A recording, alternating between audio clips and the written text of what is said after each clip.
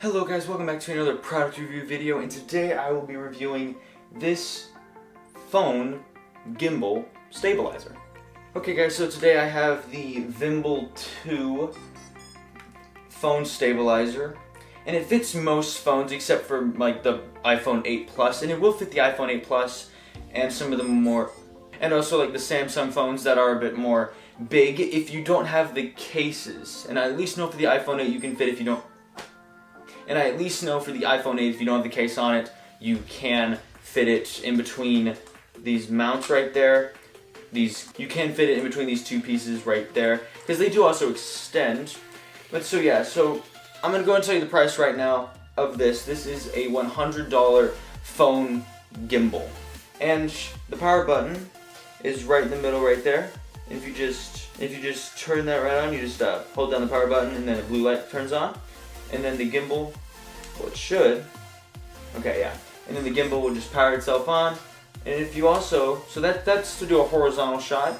If you want to have a vertical shot, and it's also recommended to turn this on and off before you start messing with any of the things on here, you just flip this, doesn't matter in which direction, both ways work, and then you just turn it back on. And you also put the phone in, I don't have a phone on here, but you put the phone in before you turn the thing on and before you turn it off before you take it out, so that it doesn't mess it up. And so yeah, now you can do an up and down vertical shot, and then you just turn it back off to take it out. You can also connect this by Bluetooth to your phone, and I think it is under the connection of Vimble 2, and you just have to have it on and go to your Bluetooth settings and just click Vimble 2 and it'll connect to it. And then if you go to your camera, if you go to the camera setting, like the photo setting, and you press this red button, then that'll take a photo. If you go to the video setting, that'll take a video. Plus there is also an app, which I will talk about a little later in the video, so stay tuned for that. Then like I said, the middle button is the power button. And then above that, there's kind of this toggle switch, and that, when you have it on, if you push it to the left, the gimbal will turn to the left. If you push it to the right, the gimbal will turn to the right, and then same as up and down. Then, if you have the app, that's where this trigger comes in, and then if you press it, it will enable you to take a picture. I don't remember if it also enables you to take a video with that toggle switch, with that trigger switch, sorry. But yeah, you can connect it to the app or just Bluetooth to your phone, if you don't have to worry about getting the app. Then the USB slot, the mini USB slot where you would plug in the Vimble 2 to charge, is right on the side there, and then it just gets covered right back up. And then this, where it says T to W, that's for zooming, and you can only use that within the app. You can't just use that right out of the iPhone settings or right out of the Samsung photo settings. You have to actually have the app for that to be able to work. Plus, this thing can extend. So instead of just having it that normal level, you can actually have it on and be like, hey guys, what's going on here? And then you just turn it off. And I would recommend not extending it or de-extending it, so I guess putting it back in. With it on, I would turn it off, then turn it back on after you're done with it, because that'll just prolong the motors and won't make them shake as much, because I have accidentally removed the phone before turning it off and it's just like shook, because the motors aren't stabilized anymore, because it weighs what's going to be happening on it while it turns on, and it shuts it off while it's turning off, so you can't really change anything while it's mid-on.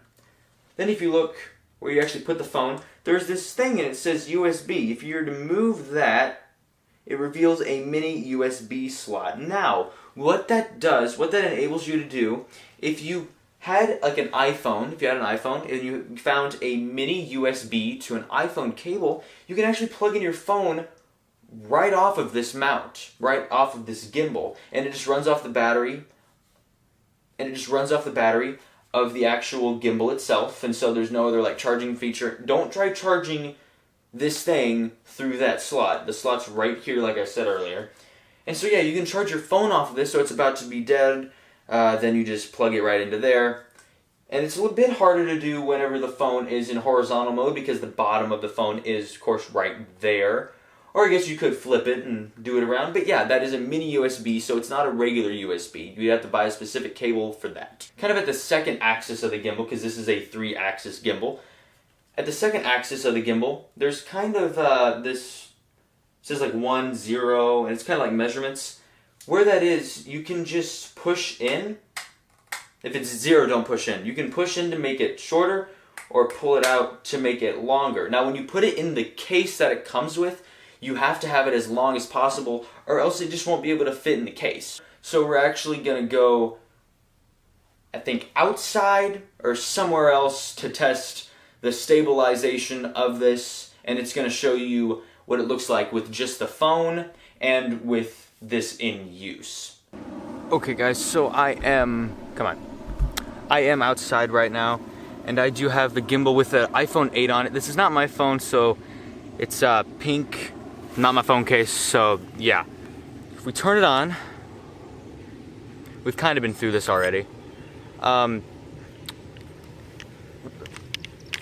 me take this off really quick. This is the stand. Okay, so let me turn the camera around really quick. So basically, I'm gonna kind of show you guys through the app right now. So if we turn on the phone, oh crap, come on.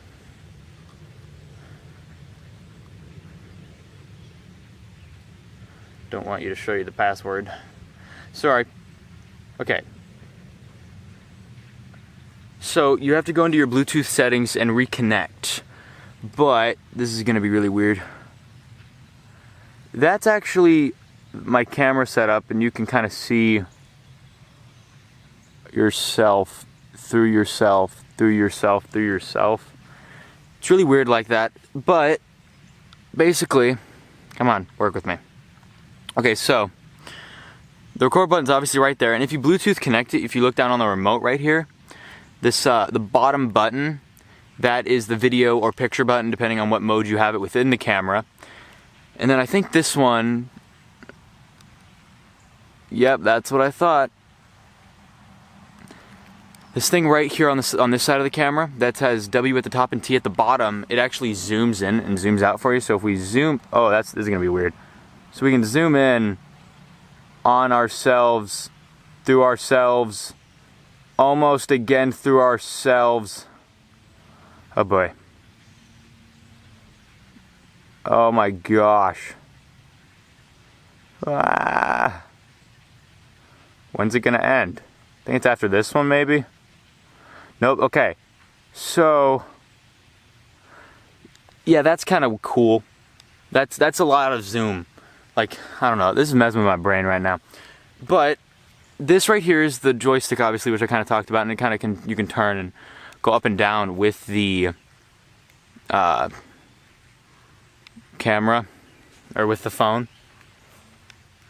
Let's go back for viewing purposes. So, I might actually get some B-roll of the camera to show you guys how smooth this thing is. So you got the zoom, you can also set it to ISO, which will do the brightness, and the thing that was on the side, the W and T thing, that can change that, and then you can do white balance, and you can white balance it correctly with that same thing, and then you can click exposure, do that as well. And yeah, you can manually put in your settings just like on a normal camera like this with this app. Then on this button right here, the bottom, not the more settings, but this one, you can set it to either follow a person or an object, and then whenever you move it around, it'll obviously stay focused on that item. Then you can swap the camera around to the other side, which is probably what I should have had it on the whole time. So now it's gonna be me instead of showing you guys. So I probably should have had that on the whole time. This,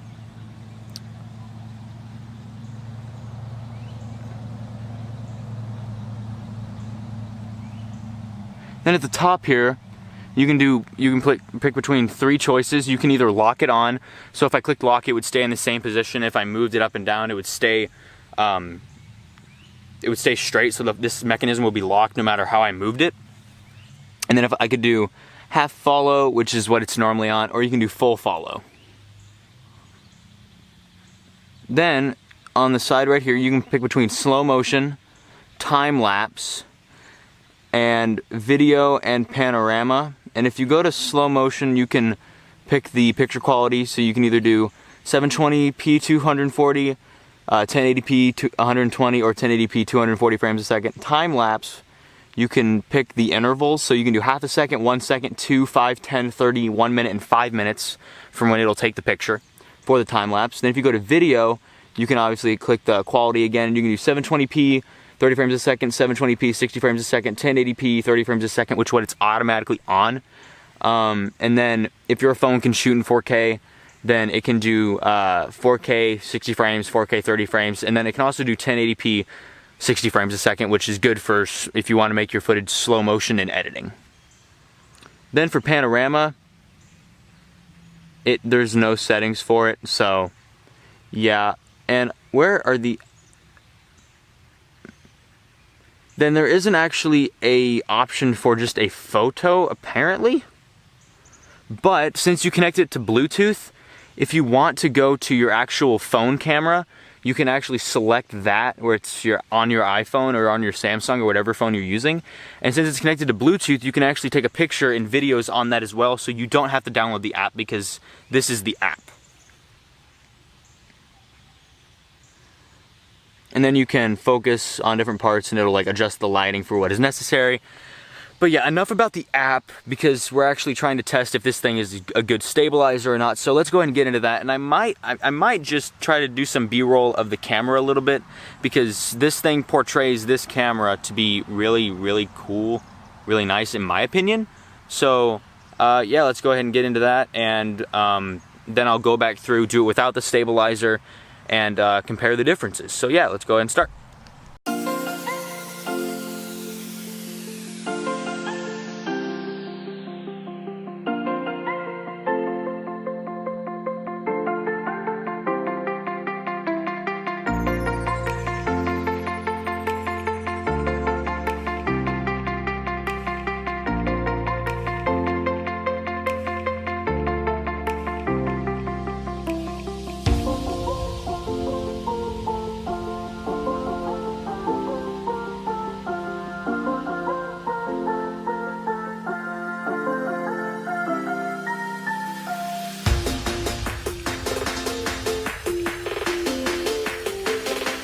Okay guys, I know I look a bit blue, I didn't white balance it correctly, but the verdict with this thing, with the stability and the easeability of use, the ease of the ability to use this thing, it is easy to use, the app is very simple and self-explanatory. Stabilization wise, it's a whole lot more stable than Handheld. And for $100 it does work really well, but if you're trying to film something professional, I would recommend just getting something different. But if you are just wanting to try this out, or the main problem that I experienced was whenever I was running. It was a lot of shakiness. The camera, this seemed pretty stabilized. It was just the fact, and Samsung probably will have it better if you have a Samsung phone, because I think their new phones, they have built-in image stabilization. Apple, the iPhone 8 does not. Or it might be electronic, I don't know, but it just came off a bit as like wavy. You guys saw it, kind of like when it would hit a bump or whatever, it would like bump. The thing is, then you just don't run really fast with this. When I went slow, it was fine. You just can't get into too weird of angles with it, or else it'll start going a little crazy. But yeah, overall, it does work for $100. It's phenomenal for $100. And then the part whenever I kind of walked out of the shot that one time, that was on accident. I just kept walking and I had it held out, and then it like just turned. And so it looked like somebody else was holding it. And it definitely gets the job done, especially if you were to use slow motion with it. Yeah, then we'll go back to where I was earlier and we'll wrap up the video. Also, before we go back, I forgot to test the lenses, the two lenses that come with it, so I'm gonna do that really quick. So that's what this is, and it'll say if it's fisheye or macro on it.